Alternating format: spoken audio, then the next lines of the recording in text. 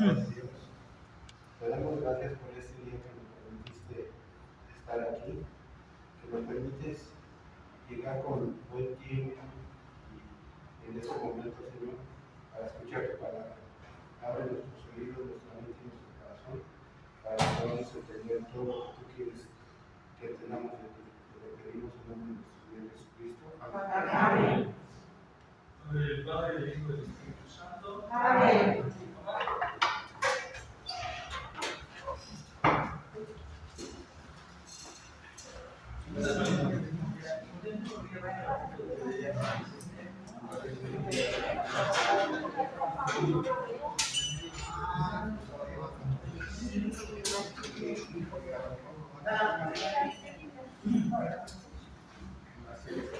Les pido un enorme favor. Les pido una disculpa, me voy a retirar el cubrebocas para que me escuchen, pero les encargo que ustedes sí se lo coloquen en todo momento.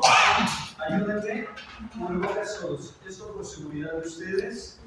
No traigo nada, pero hay que cuidarnos. Bien, todos traemos el manual, ¿verdad? Sí. Nadie le hace falta nada. A manera de que si la tecnología no nos favorece en ese día, no dependemos de la tecnología, porque ahí tenemos todo, ¿de acuerdo? Muy bien. Vamos al tema número 3 que nos toca el día de hoy. La temática del día dice: las promesas mesiánicas cumplidas en Jesús de Nazaret. Todo lo que se anuncia en el Antiguo Testamento por parte de los profetas se lleva a cumplimiento en la persona que es la segunda persona de la Santísima Trinidad. ¿Esto qué significa? Que en Jesús, el Verbo encarnado, se manifiesta la voluntad del Padre.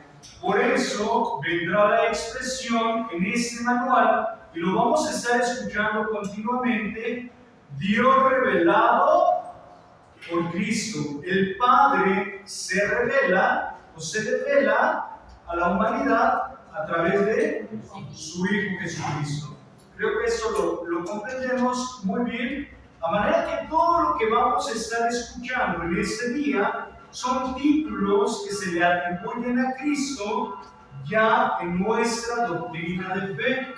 Los especialistas, los teólogos, hablarán continuamente de la importancia de la encarnación, de la venida del hombre, de la venida del Hijo de Dios a esta tierra. ¿De acuerdo? Está muy sencillo el tema, pero si entendemos esto ya desde su origen, estamos del otro lado. Hoy todos los títulos en este tercer capítulo que Cristo recibe son propiamente para identificar, para comprobar que verdaderamente en Cristo se cumple lo anunciado por los profetas. Vamos a la primera hoja, página número 21. Para el texto sagrado, ¿quién me ayuda a leer ese pedacito de la Sagrada Escritura? Página número 21. Gracias. ¿Sí? ¿Estamos en el 3? Dos vienen a través, pero es todo cuando empiezan haciendo el libro. Siguiente. Ahora que la versión que va. Sí, va bien. Ahí veo. Es la versión pasada, perdón. No me actualicé. Bien. ¿Me ayuda alguno con la lectura fuerte? No sé, por favor. El Espíritu del Señor está sobre mí, porque el Señor me ha ungido, me ha enviado a dar la buena nueva a los pobres, a sanar a los de corazón destrozado y a proclamar la liberación de los cautivos, a los prisioneros la libertad. La mujer le dijo: yo sé que el Mesías, es decir, vamos a quedarnos hasta ahí de libertad. Ese es un texto, gracias, don Luciano, del Antiguo Testamento, que justamente en el Nuevo Testamento San Lucas y alguno otro más de los evangelistas narra que Jesús un día, al ir a la sinagoga, se levanta, toma justamente el apartado bíblico del Antiguo Testamento, lo lee, justamente es esta cita que nos acaban de leer, y al terminarlo de leer, va y se sienta y dice, hoy se cumple lo que está escrito. Significa, Cristo se manifiesta públicamente como el ungido y el enviado de Dios. Tan sencillo y tan fácil. Gracias. Don Lucio nos ayuda nuevamente con la siguiente cita bíblica, ahora sí del Nuevo Testamento, del Evangelio de San Juan. Isaías. No, la mujer de la mujer. La mujer le dijo, yo sé que el Mesías, es decir, el Cristo, está a punto de llegar. Cuando Él venga, nos lo explicará todo. Entonces Jesús le dijo, soy yo el que está hablando contigo.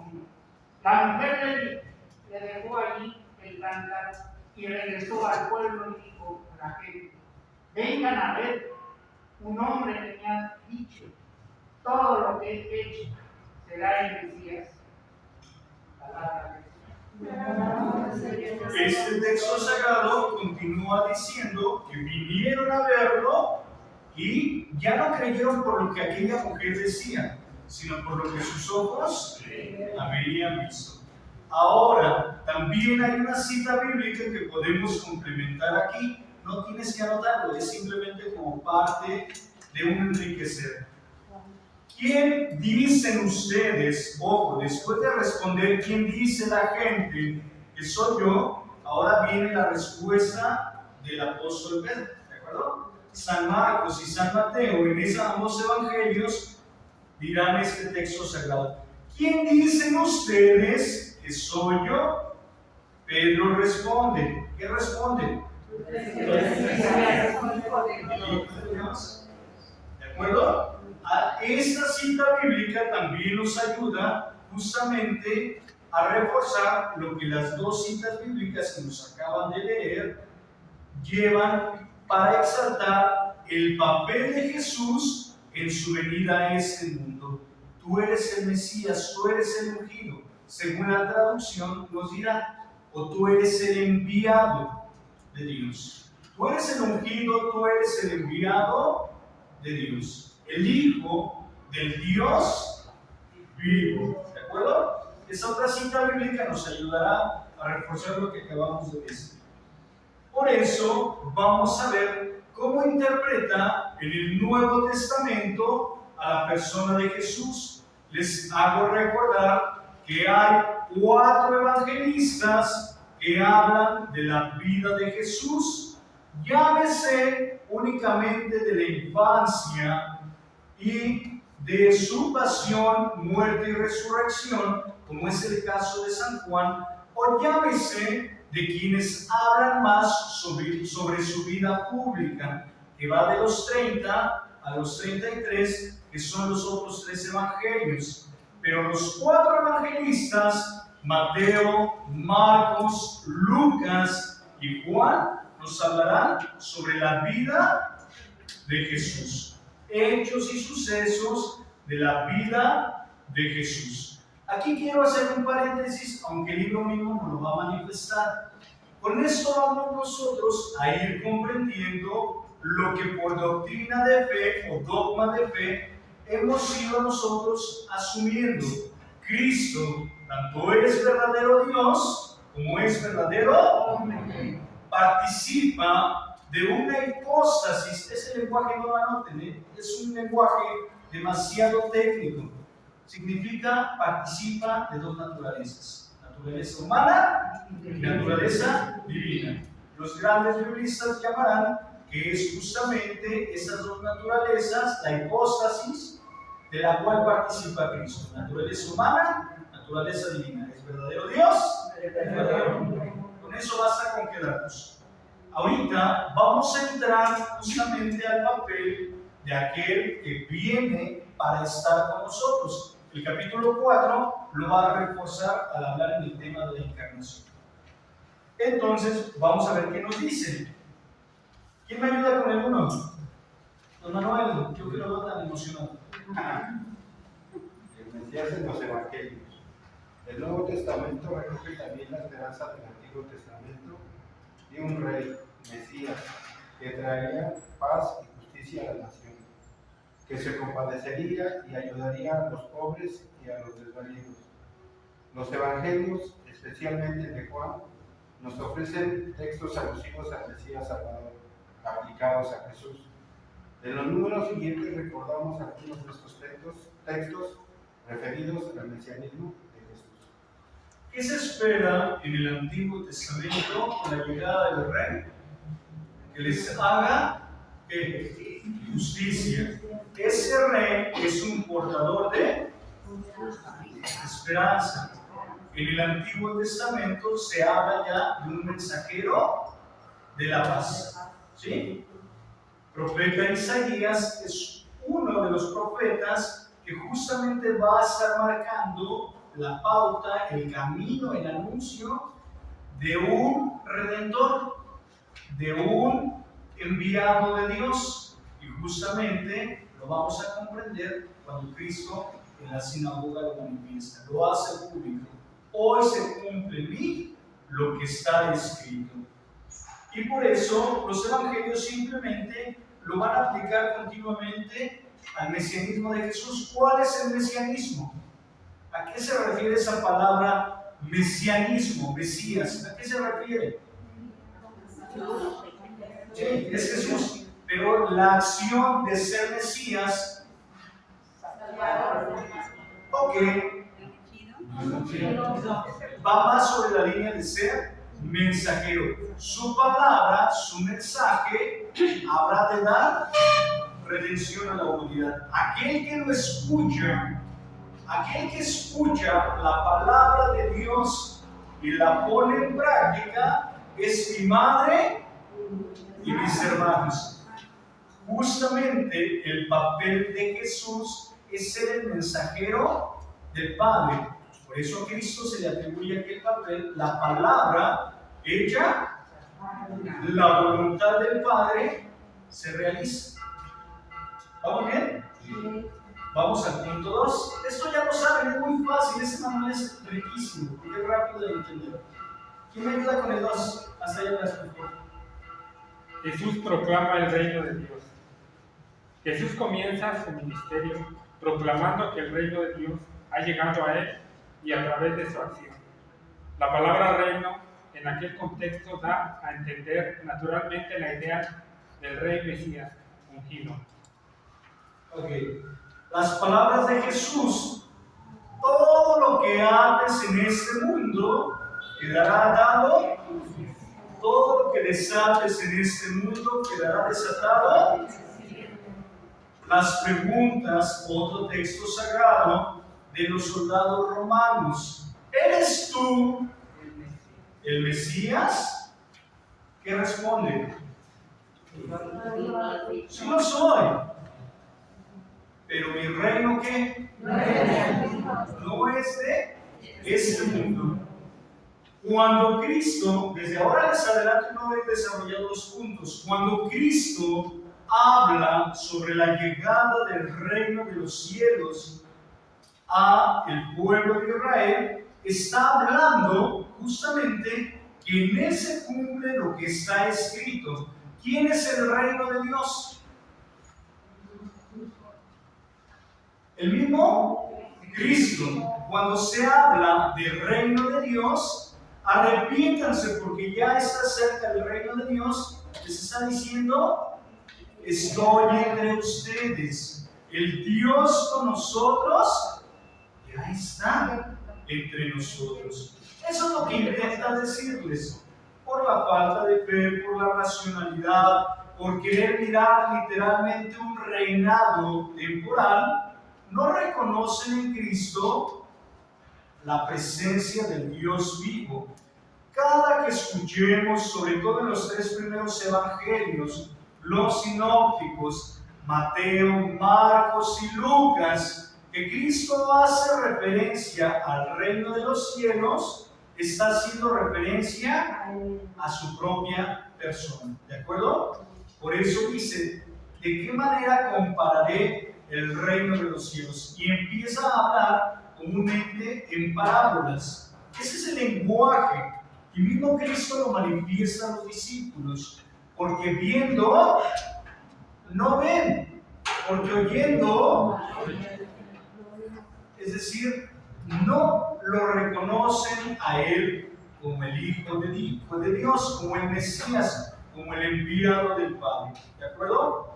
Cristo, con su llegada, instaura en este mundo el reino de Dios. La puerta a la gracia, la puerta para restaurar al antiguo Adán, se da con la llegada del nuevo título que se le atribuye a la persona de Jesús.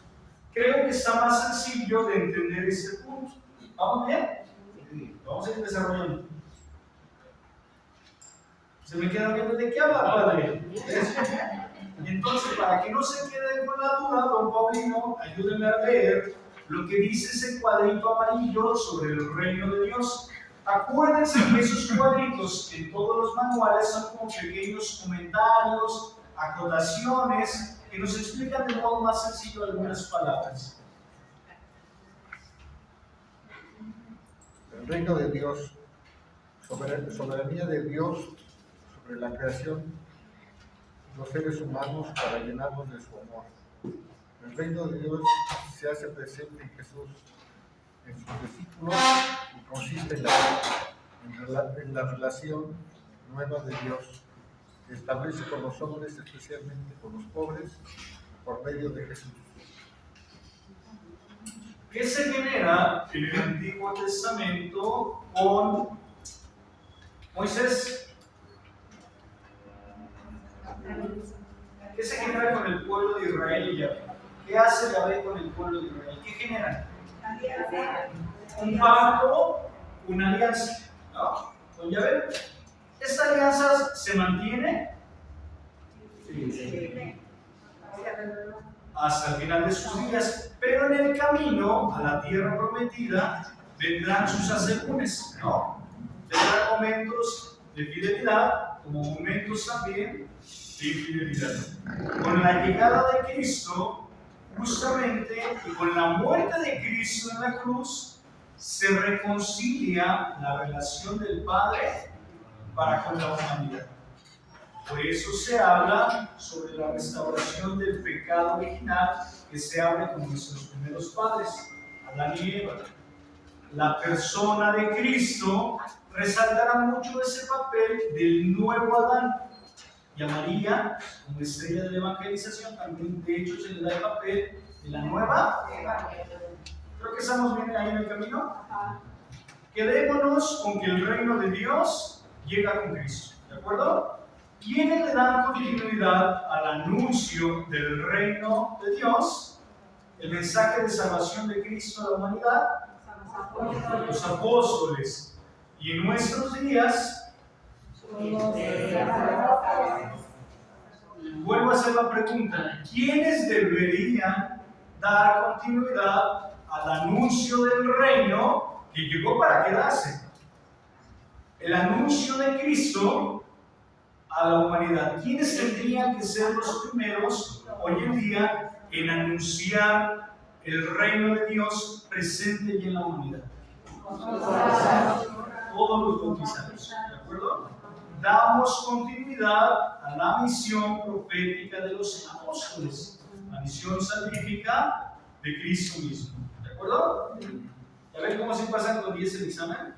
Bien. 3, está muy sencillo. Aurorita, 3.3, ayúdame a leerlo, por favor.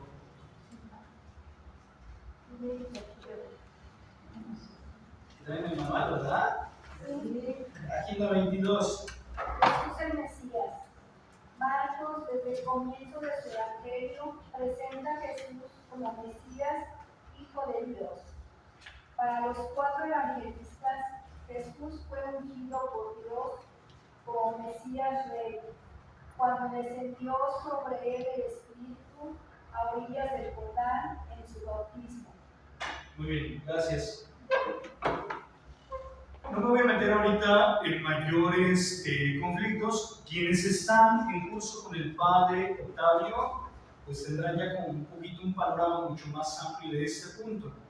Se le atribuye el Evangelio de San Marcos al apóstol Pedro.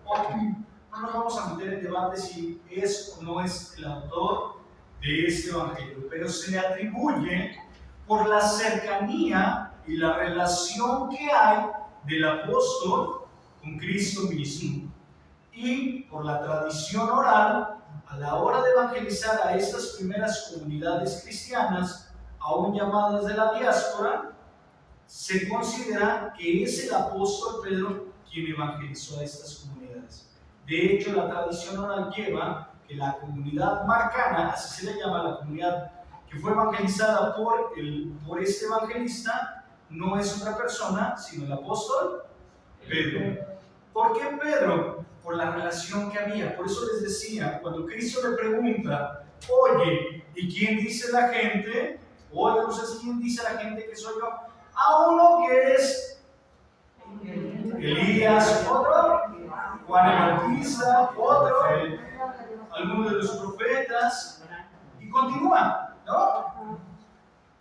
¿Quién dice ahora quién dicen ustedes que soy yo? Y la primera respuesta la da Pedro. Y mismo Cristo le dice, eso no te lo ha revelado. ¿Eso te lo ha revelado quién? ¿No lo has dicho por ti? ¿Lo ha revelado? Mi Padre. Vamos bien hasta ahí. Por eso se habla que el primer evangelista en remarcar desde el principio a fin en su texto sagrado el papel de Jesús es el mismo evangelista Marcos. Y se caracteriza, o se habla que fue el primer evangelio que fue escrito de los 4 evangelistas, o al menos de los sinópticos.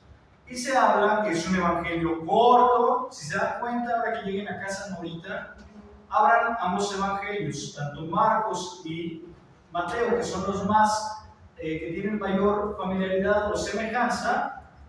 Está más desarrollado Mateo que San Marcos. San Marcos es un poco escueto o muy concreto, dirían por él. No desarrolla tanto sus pasajes bíblicos. Sin embargo, eso no pierde la fidelidad del texto sagrado. ¿De acuerdo?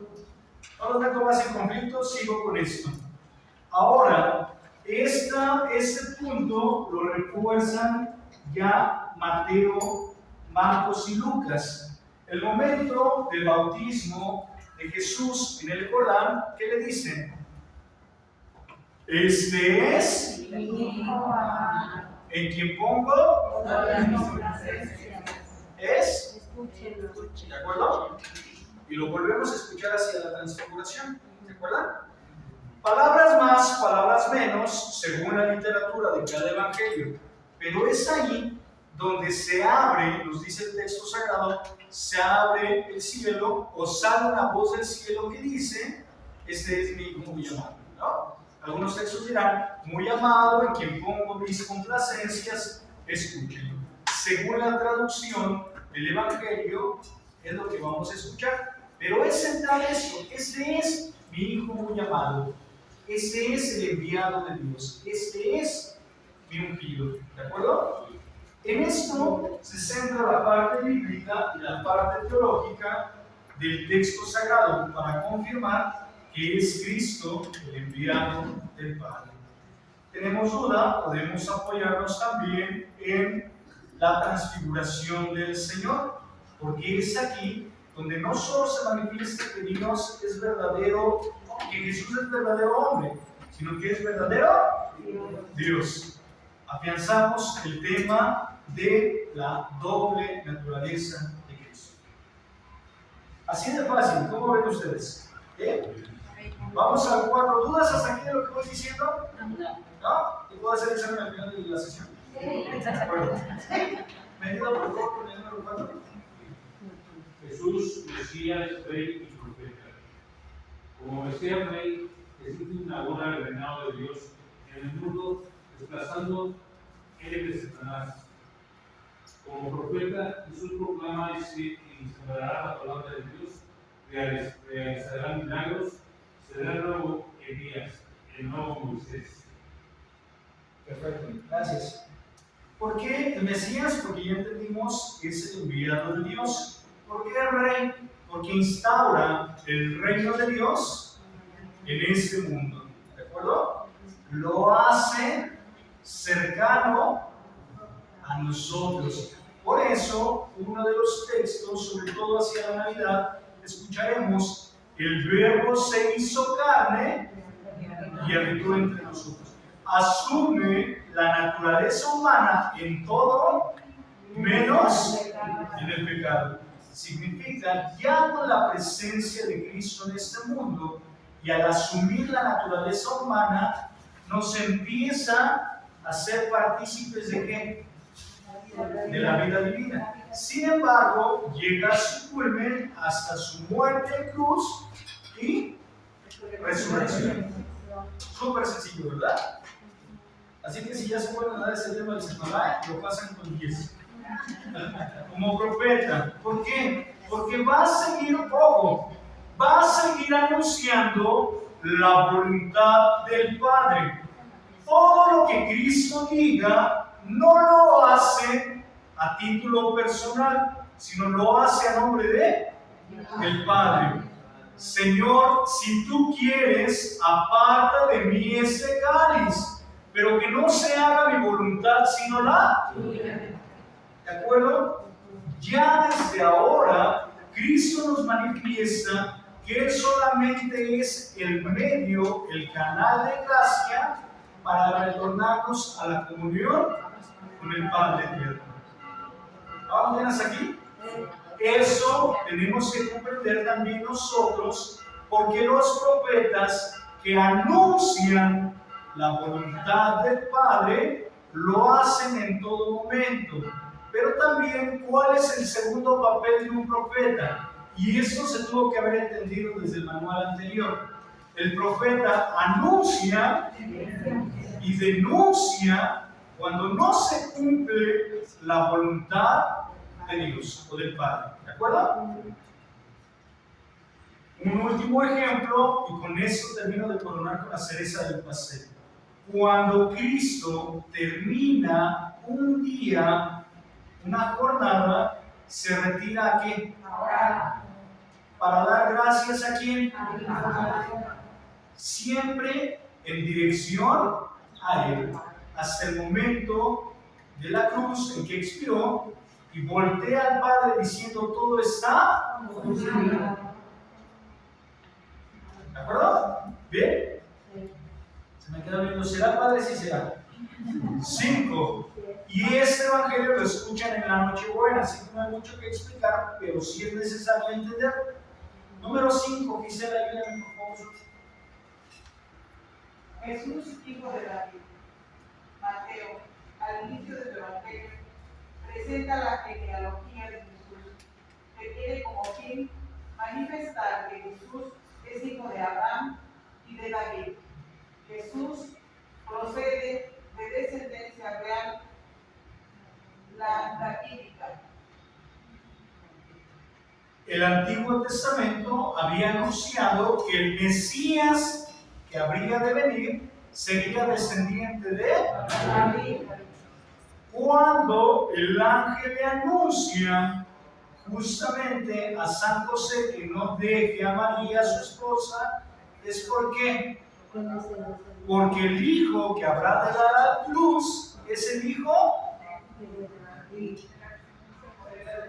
de la descendencia, y está anunciando que por ende es el hijo de quién.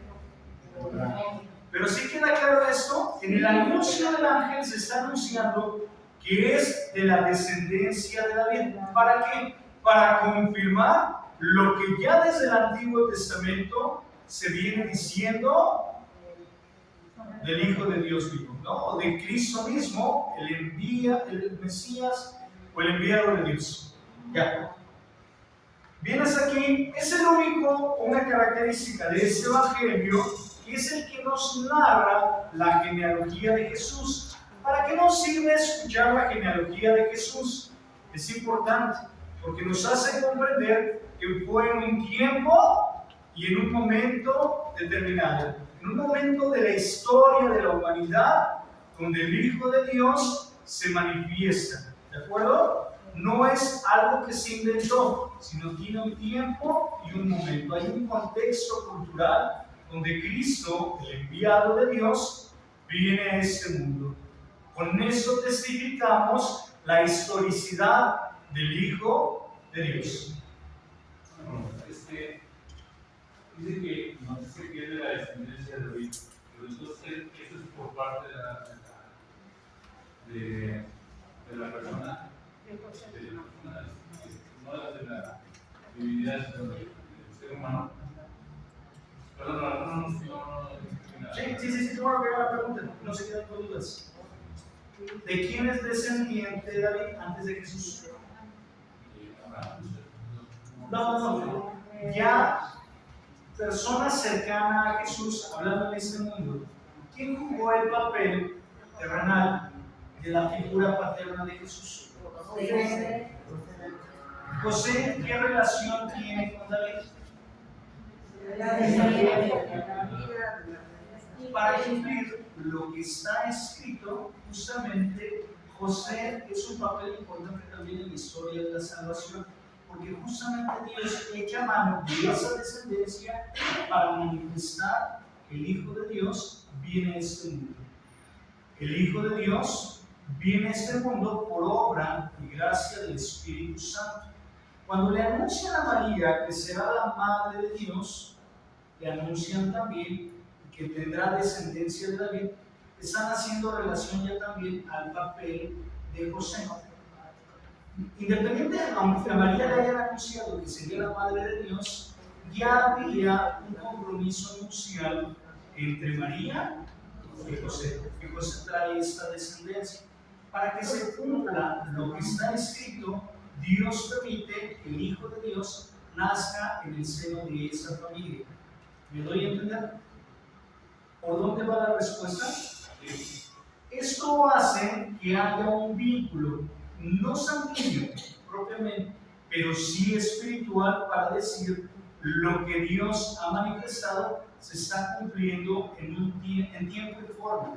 Se cumple en un contexto muy particular de la humanidad. ¿Sí? ¿Voy respondiendo? Sí. El texto mismo nos va a ir dando las respuestas, pero por aquí va la respuesta que me pide. ¿Qué sugiero? Hay que darnos de todos modos una pasadilla. Ahí está la cita bíblica de la genealogía de Jesús. ¿Por qué? Porque vamos a ver que no solamente es descendiente de David. ¿De quién es descendiente también David? Antes de David, ¿quién estaba aquí? ¿Qué profetas o qué personas o qué personajes de la Sagrada Escritura del Antiguo Testamento tuvieron que ver en el proyecto de salvación o en el anuncio del reino o en el anuncio de la llegada del reino ya desde el Antiguo Testamento? No se habla propiamente de una palabra el reino de Dios, simplemente se habla de un Mesías, de un libertador, de un ungido, de un enviado, pero todo se va relacionando a lo largo de la historia de la salvación. Empieza a relacionarse justamente con la presencia de Yahvé en el mismo David, y de ahí viene justamente la promesa de ti descenderá el Mesías. ¿Sí? ¿Alguien que quiera complementar? Es válido, ¿eh? Anita, por favor. La semana pasada recordaba el padre Eduardo que, porque ahorita más entiendo la genealogía siempre, ¿no? Digo, pero ¿por qué si nació de María no nació de José? José es su padre adoptivo.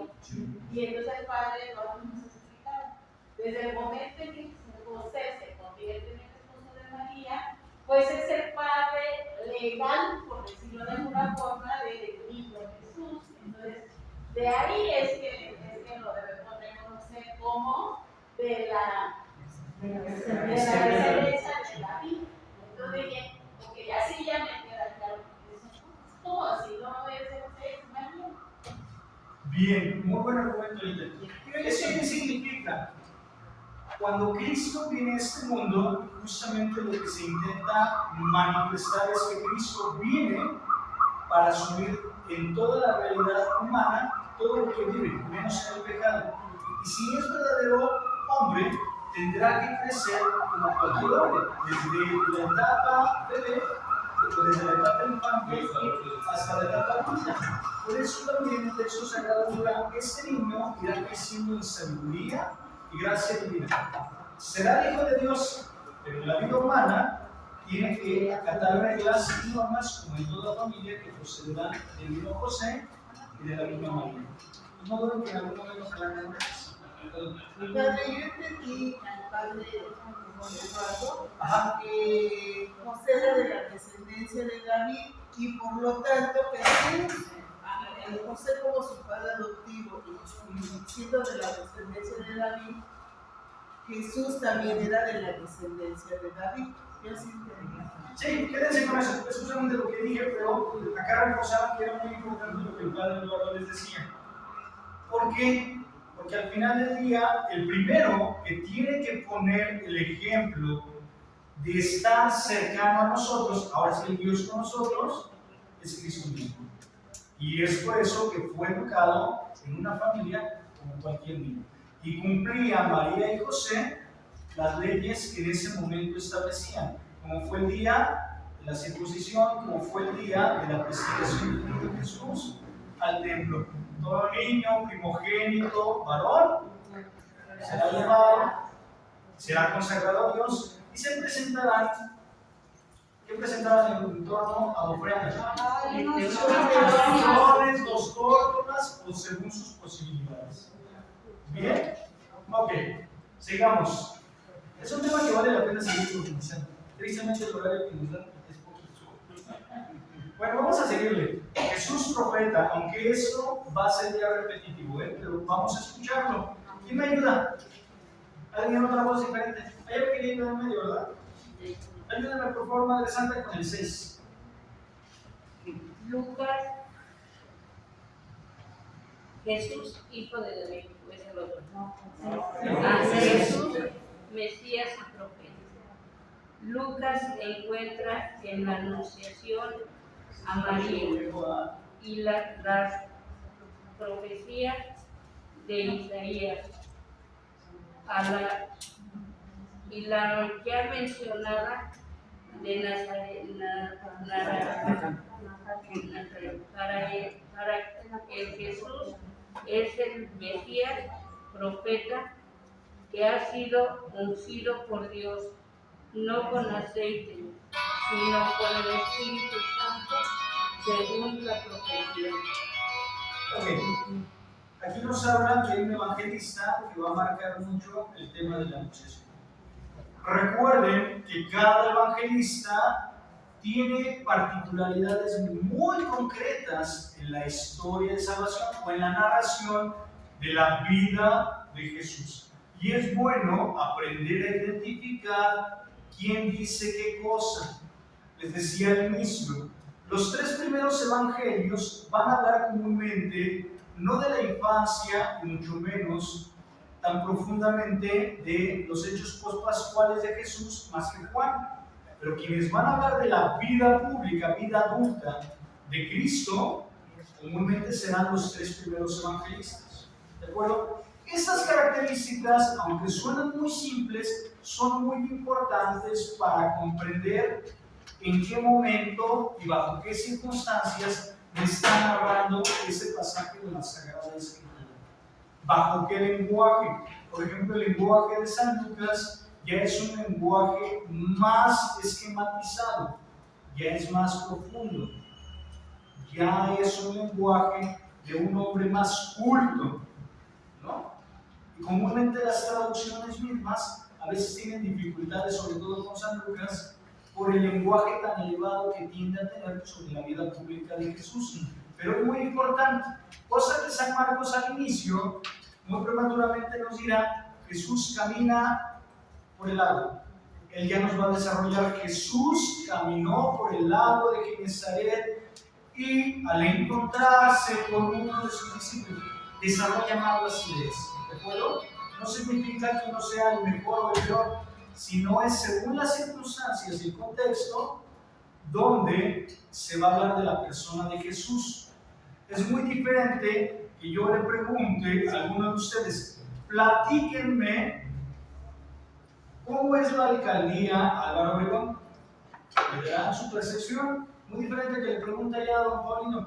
Dígame cómo es la alcaldía Álvaro Obregón. Pues no sé, padre, yo vivo en la Magdalena Contreras. Pues yo sé que está por aquí por el poniente, pero me van a dar de alguna manera mayores luces quienes están aquí, ¿no? Y aún así, cada quien me va a dar una versión diferente. ¿Me va a hablar de Álvaro Obregón? Sí, pero cada uno con sus matices diferentes, ¿de acuerdo? Bien, profeta, no me meto en mayor dificultad, aquí ya lo dice, una característica de un profeta de Dios es que tiene que tener presencia de ¿quién? Del Espíritu Santo, tercera persona de la Trinidad. ¿Quién va a guiar la misión del profetismo de Jesús? Por eso se habla que después del bautismo de Jesús empieza la vida pública. La misión profética de Jesús se lleva a culmen después del bautismo de Jesús. Pregunta simplemente de conocimiento general. ¿Cuál es el primer milagro posterior al bautismo de Jesús? Depende del evangelista. Ok, pero comúnmente después del bautismo de Jesús siempre hay un primer evangelio. ¿Cuál es? El endemoniado. A ver, ¿por qué? ¿Por qué el endemoniado? ¿Por qué las Si es no, ¿por qué? Fuerte, fuerte. ¿Cuál? A ver, pero que uno ¿Cuál es el primer milagro después del bautismo de Jesús? Por acá me dicen que son las bodas. Y no sé por qué se acuerdan de la multiplicación del vino, pero ¿por qué el endemoniado? el endemoniado, Ajá. yo creo que es porque es el mensaje de que el Señor viene a liberar a este mundo de Satanás, ¿no? De alguna manera. Si fuera así, ¿qué evangelista habla de eso?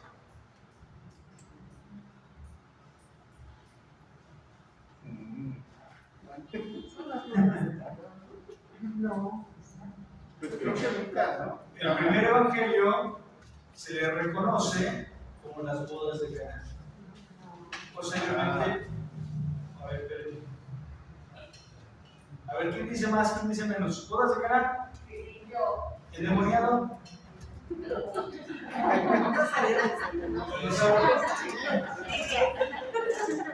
Ok, vamos a una pequeña tarea. No me la van a entregar, pero sí se las voy a dejar en los cursos. ¿De acuerdo? ¿Qué van a hacer? Ojalá que puedan, no necesariamente la siguiente sesión, pero sí es importante que lean lo que siempre les he insistido en introducciones. Al menos de los 4 evangelistas. ¿De acuerdo? No se van a meter ni con Hechos de los Apóstoles, ni con Primera ni Segunda de Juan, simplemente las introducciones de los 4 evangelios. ¿De acuerdo? Y segunda tarea, ¿cuál es el primer milagro que se realiza? Que ya lo respondieron, que se realiza posterior al bautismo de Jesús. ¿Con qué inicia la vida pública Jesús? ¿De acuerdo? ¿Cuál? Sí, pero ¿cómo lo va a hacer tangiblemente? Don Emilio, usted es muy bueno en eso. Yo no sé por qué se acuerdan nada más que multiplican los hijos de Dios. Por las fiestas patrias. Pero hay algo muy importante, ya fuera de Basile, de la multiplicación del vino, es justamente el reconocimiento de la presencia de Dios en ese momento. Vendrán muchas frases del Antiguo Testamento que relacionan ese momento. Para el hombre puede ser imposible, pero para Dios no hay nada imposible. Segundo momento tan especial, reconocer la dignidad de María, nuestra Madre Santísima, como intercesora de la humanidad, ¿no? Aparte de saber, lo digo, ¿quién lleva las riendas en casa? ¿No? ¿Quién manda en casa? Bueno, Ya pues, vamos a seguir, tienen razón. Sí, es verdad. Vamos a Jesús el ungido, ya lo hablamos, vuelvo ya nada más, no me voy deteniendo tanto en eso. ¿Quién me ayuda? Don Adrián, por favor, con el 7. Sí, claro. Ánimo. Jesús el ungido. Casi al inicio del Evangelio de Juan, en el pasaje del encuentro de Jesús con los primeros discípulos, hay dos afirmaciones sobre Jesús el ungido. Hemos encontrado al Mesías, hemos encontrado a aquel de quien escribió Moisés en el libro de la ley y del que hablaron también los profetas. Es Jesús, el hijo de José, el de Nazaret. De acuerdo. ¿Quiénes en particular pronuncian estas palabras? Y se va temprano el día de hoy. Es el que va a buscar a Natanael, creo él es el que dice ya encontró. Ah, no, Pedro, creo que es Simón, el hermano de Pedro. Andrés, creo que es Andrés. A ver, Estrellita. Santiago y Andrés son los discípulos, pero son los primeros, los hijos de Zebedeo. ¿Discípulos de quién son? De Juan Bautista. Bueno, se van a las 8:15, ¿les parece? Es eso. Ya, pues, Jesús, sacerdote, profeta y rey. Don Emilio.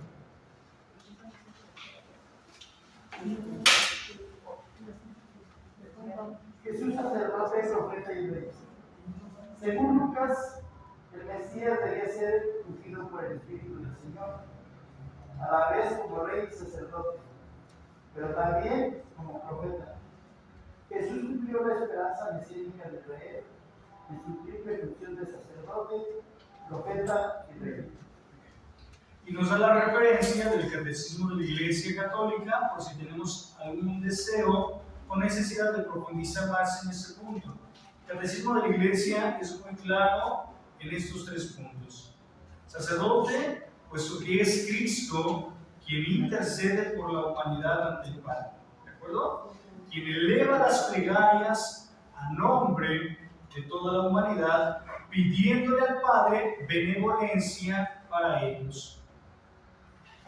Por eso se nos habla que nosotros también participamos de un sacerdocio común por el bautismo. ¿Por qué? Porque recibimos el Espíritu Santo y estamos llamados ¿a qué? A la santidad. Aparte de ser la santidad, aparte de predicar, ¿qué es la función particular del sacerdote? Aparte de consagrar, hablemos del sacerdocio común. Ese es profeta. Ese es profeta, ese es rey. Hablemos en un tono más espiritual. ¿Qué tendría que hacer un sacerdote por los suyos? Interceder.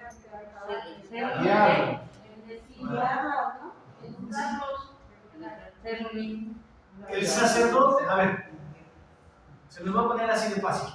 Si yo hago una oración por alguno de ustedes,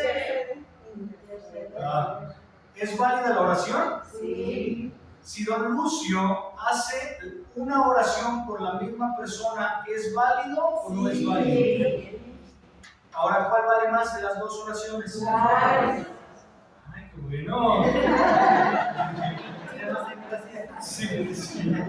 Significa que el sacerdote intercede por los suyos.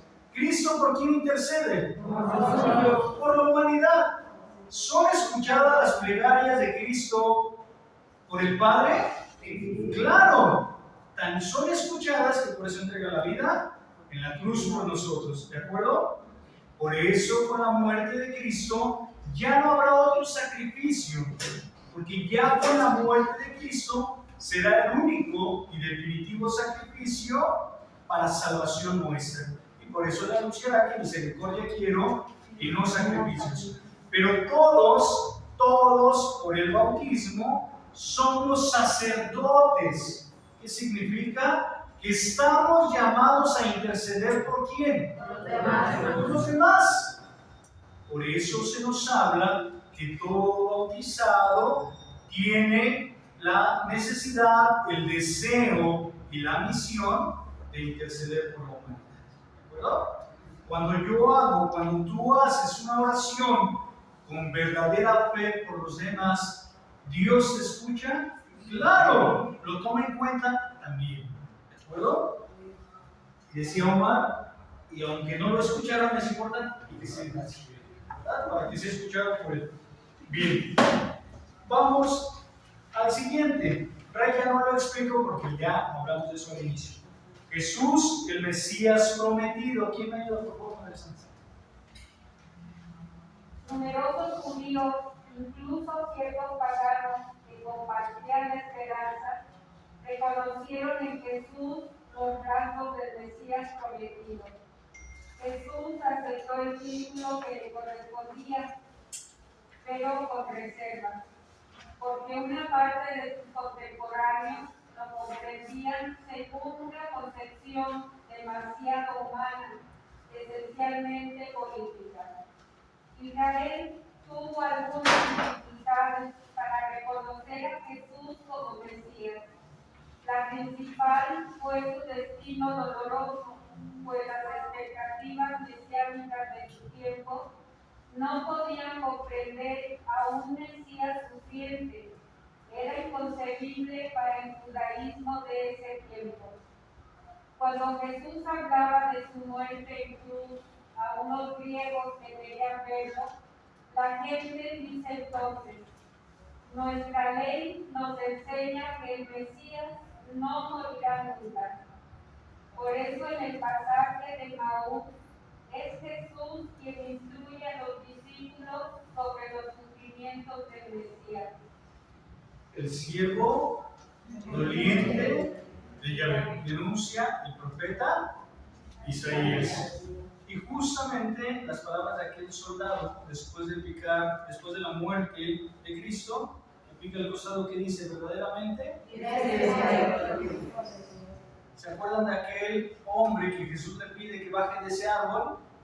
¿Quién era?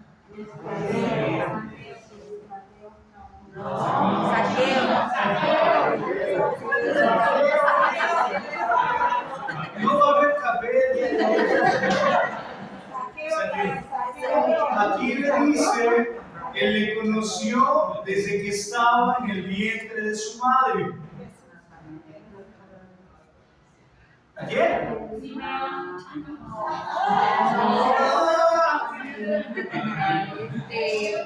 A su prima. Fuerte, fuerte. Su prima. Santa Isabel. ¡Oh! Cuando estaba en el Te conocí desde que estabas en el vientre.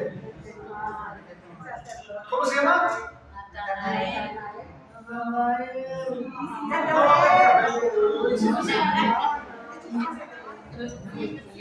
Fue Jeremías. En el Antiguo Testamento. Pero es que le dudaron, no voy a comer las galletas con ustedes el día de hoy. Sí, ojo. Esto lleva justamente a manifestar que no le fue tan fácil a Jesús que le reconocieran como el Mesías, como el Hijo de Dios.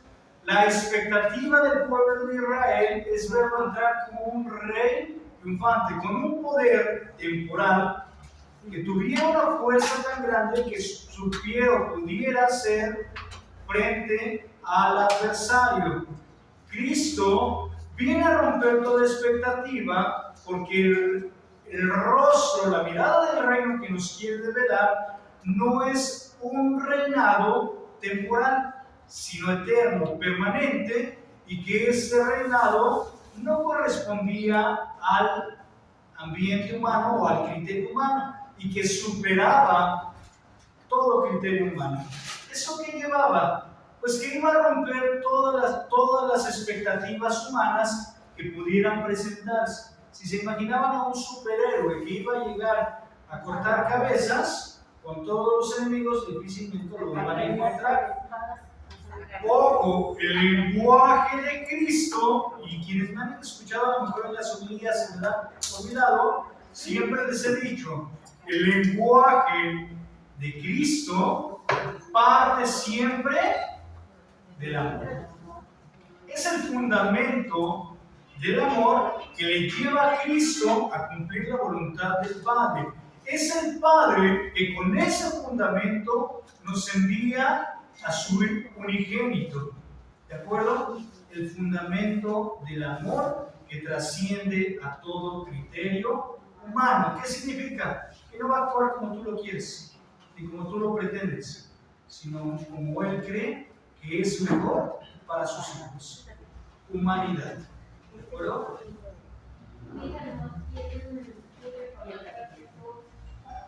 ¡Ya lo dijeron! ¿Quién es San Bartolo?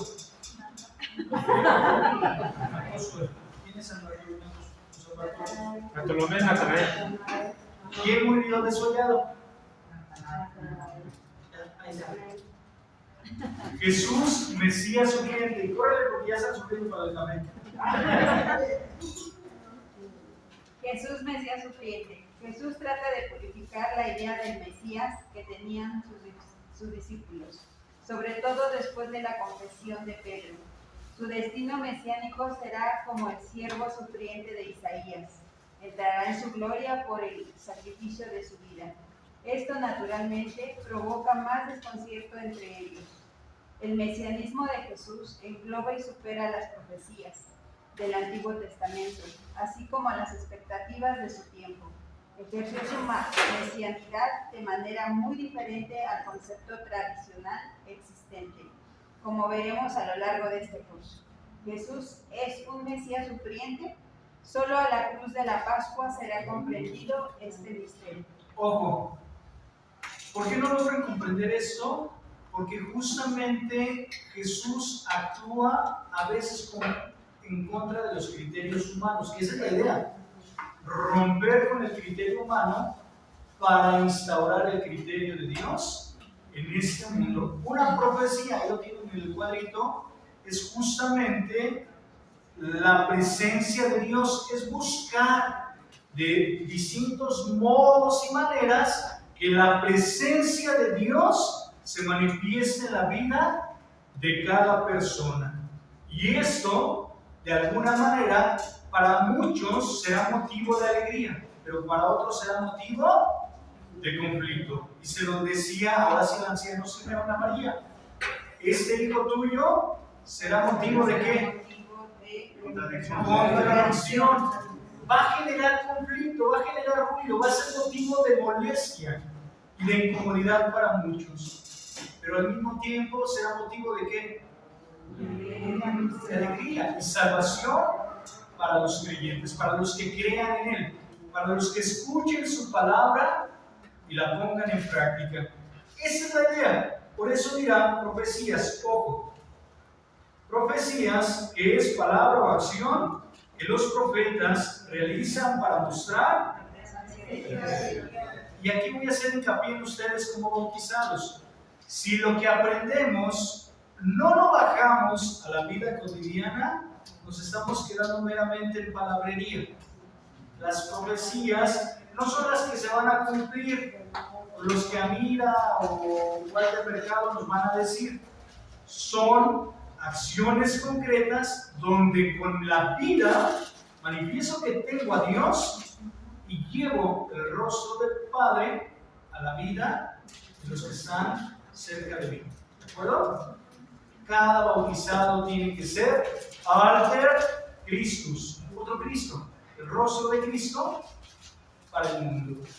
Qué flojera cuando llegas con tu cara larga y apática a la iglesia y no la dejas allá afuera. Y aparte que te tienen que aguantar, imagínate qué flojera. Si Cristo es motivo de alegría y bendición, ¿por qué no ser así? ¿De acuerdo? No es el caso de ninguno, solamente por mi ejemplo. Vamos a hacer una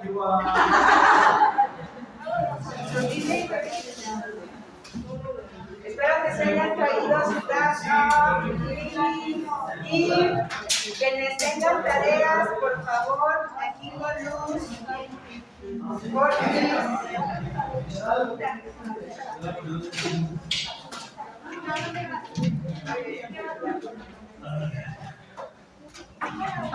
Me va a desalir.